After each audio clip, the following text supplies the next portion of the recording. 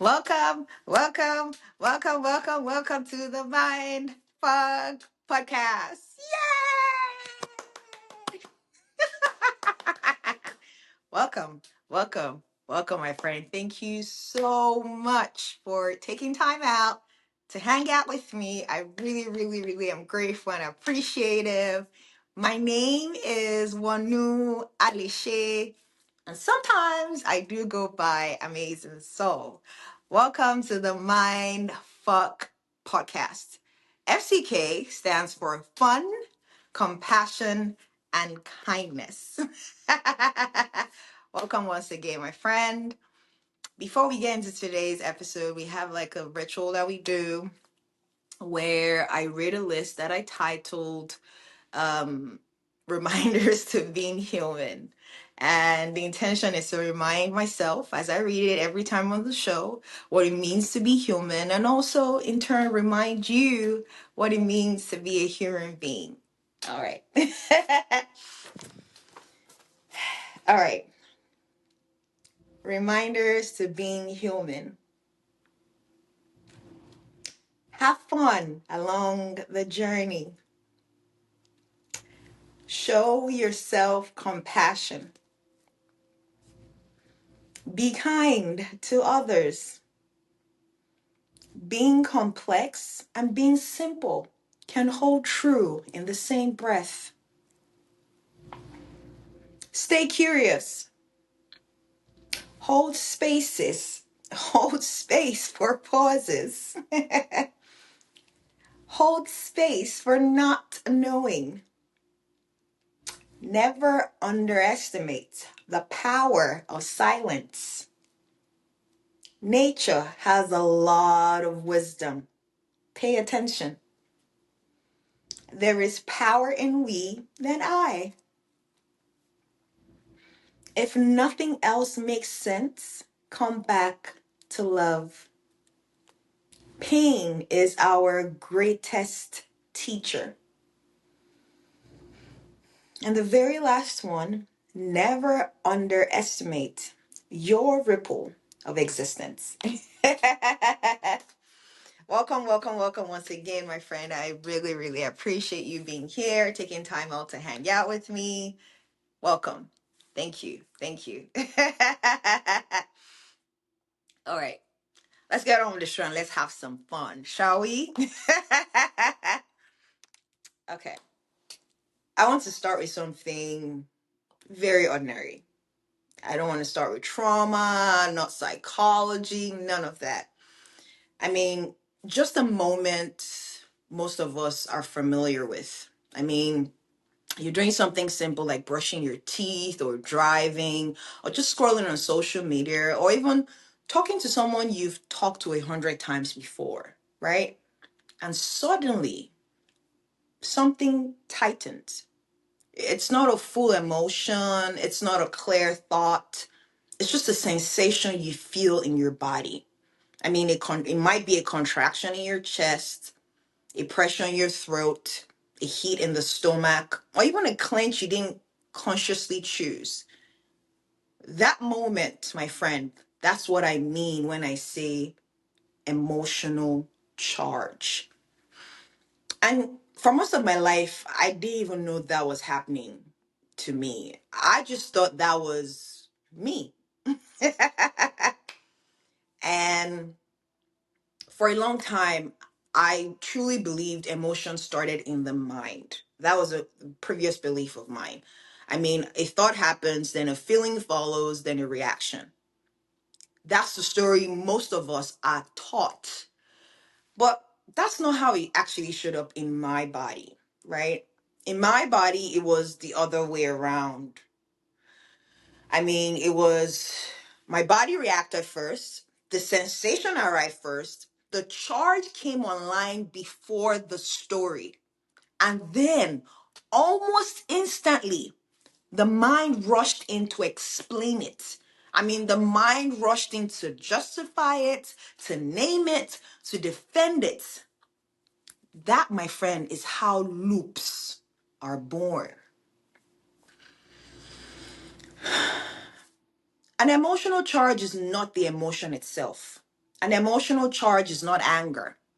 An emotional charge is not fear. An emotional charge is not sadness. An emotional charge is stored physiological readiness underneath the emotion. I mean, it's literally your body remembering something before your mind has words for it. That's an emotional charge. And here's the part, my friend, that changed everything for me. The body does not experience time the way the mind does. So when an emotional charge activates, the body isn't saying, this reminds me of something from the past. No, the body is saying, this is happening again. Do you see? I have lived most of my life with a background charge. Not dramatic, not explosive, but constant readiness. I mean, my shoulders slightly lifted, my jaw quietly clenched, my chest never fully soft. Even on calm days, even when nothing was wrong. And honestly, I did not even experience that as stress. I genuinely experienced it as responsibility. I mean, I experienced it as competence. I experienced it as being on top of things. I genuinely thought that was maturity. And what I didn't realize was that my nervous system had learned very early on as a child that being relaxed was unsafe. Growing up, I was a very defiant child. I mean, I was that child that questioned everything. I didn't obey rules easily. I wasn't easy to manage, right? And the culture I grew up in Lagos, Nigeria, had one main solution for that: physical discipline. It worked on the surface. I complied, I adapted, I learned to contain myself. But containment, my friend, does not dissolve charge, it stores it. And what happens over time is that stored energy doesn't disappear. For me, it became anger, then resentment, then a constant internal tension that followed me into my adulthood. I did not walk around feeling angry. I walked around braced. That distinction matters. Later on in my life, I was in the military, and that same charge became useful. In the army, hypervigilance was rewarded, readiness was praised, and pushing through was normalized. So, what did my body do? The loop strengthened. Same charge, different environments. Do you see? And when I eventually left the military in 2022, especially during the period of my medical transition, I mean, chronic pain and severe sleep disruption, that charge did not have anywhere to go. The structure that justified that charge disappeared, but the charge stayed. That's when I really started noticing the loops. Here's how an emotional loop actually runs, right? A sensation arises in the body, the chest tightens, the stomach drops. Before you consciously notice it, the mind attaches meaning. The mind says stories like, this isn't safe. I need to fix this.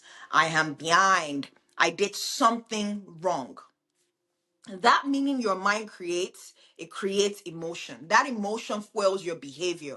And that behavior, my friend, reinforces the sensation. And around it goes.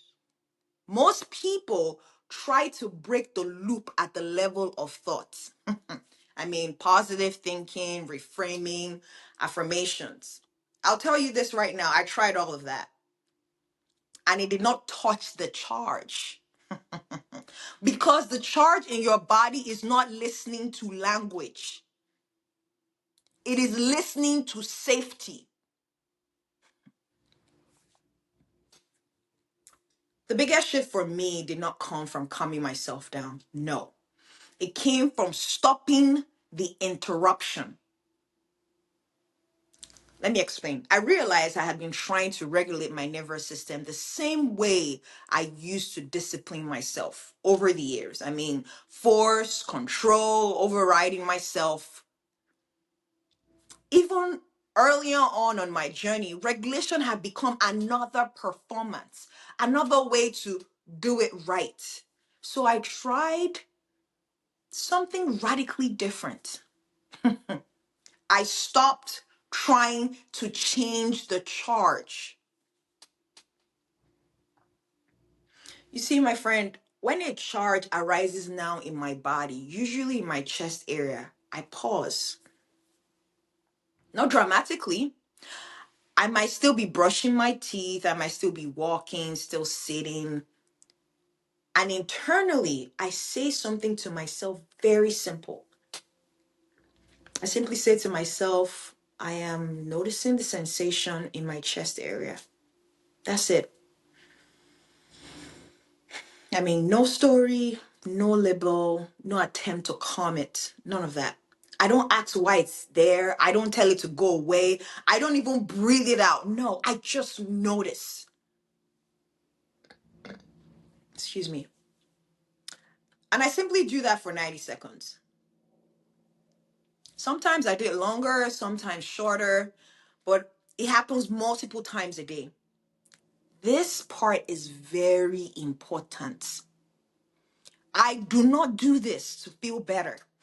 No, I do this to let the body complete something it never got to complete. Do you see, my friend?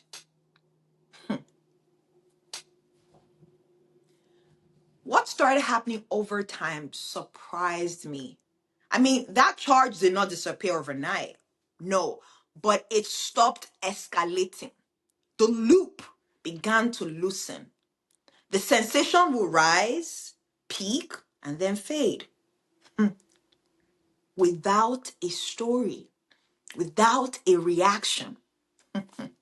And slowly, very slowly, the body started trusting that it did not need to shout to be heard.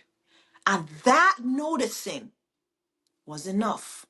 Awareness is a motherfucking game changer, my friend. This is the part people actually miss. Emotional charges persist because they are unwitnessed, not unprocessed, not unhealed, unwitnessed. Awareness is very powerful. You see, most of us grew up in environments where sensations had to be explained, justified, corrected, or even silenced. So the body, over time, learned to hold them, right? To keep them running quietly in the background. And that's why the same arguments repeat, the same triggers show up, the same things circle back. Different faces, same fucking charge. And for me, when I began sleeping again, slowly, imperfectly, without forcing myself, it wasn't because I fixed my thoughts about sleep. No, it was because my body began to feel less braced, less on guard, and sleep returned in increment. I mean, for 4 hours, then it was 5, then 6, then 8, then I had naps in between. Oh my God. And this wasn't because of discipline. It was trust rebuilding itself. And trust rebuilds through repetition, not insight. You see, my friend, if you take nothing else from this episode, let it be this. An emotional charge is not a problem to solve. It's a signaling asking to be met without agenda. And the loop does not end when you understand it. It ends when the body realizes it no longer has to repeat itself to stay safe. Do you see, my friend? So if you notice yourself stuck in the same patterns, I mean, same reactions, same tension, same internal argument with yourself, I'm not going to tell you to fix it. No.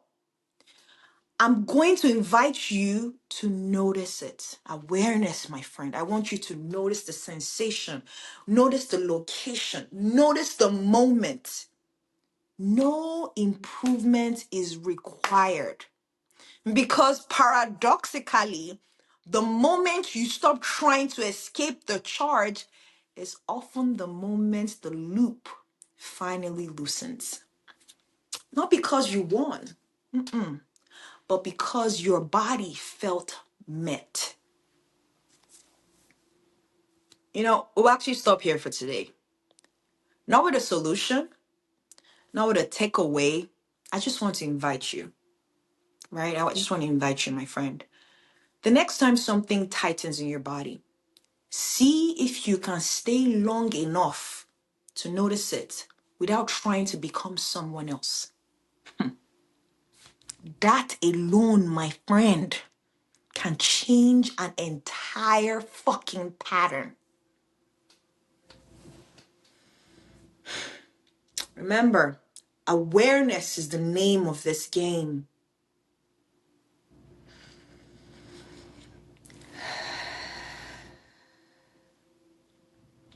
I want to thank you for taking time out to listen. And thank you so much for being here. I am sending you so much love from my heart to yours. Thank you for being here, my friend. Thank you.